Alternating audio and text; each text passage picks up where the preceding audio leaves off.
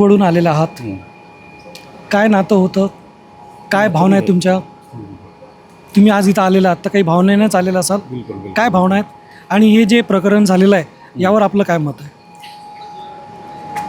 मी एक हिंदुत्ववादी कार्यकर्ता आहे.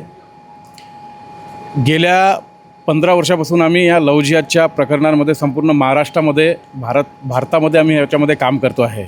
ॲडव्होकेट अपर्णाताई रामतीर्थकर यांच्यापासून आम्ही तेव्हापासून 1240 मुली आजपर्यंत लव्ह जिहादच्या प्रकरणातून बाहेर काढल्या, वाचवल्या.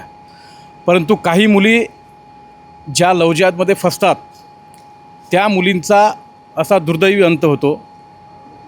कुठल्याही हिंदू समाजातली कुठल्याही जातीची मुलगी, कुठल्याही समाजाची मुलगी ही आमची बहीण आहे आणि बहिणीच्याच नात्यानं आम्ही इथे आलेलो आहे.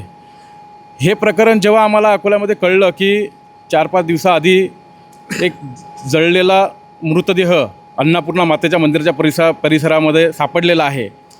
पोलीस प्रशासनानं ते शोधून काढला, त्याच्यावर जे काही कार्यवाही केली ते केलेली आहे. पोलीस प्रशासनाचे मी धन्यवाद देतो. त्यांनी आरोपीलाही अटक केली आणि पुढील जे कायदेशीर कार्यवाही करणार आहेत त्यांचे ते करणारच आहेत. परंतु आमच्या मंगरुळपीर तालुक्यातील नांदखेडा हे जे गाव आहे, इथली ही मुलगी होती.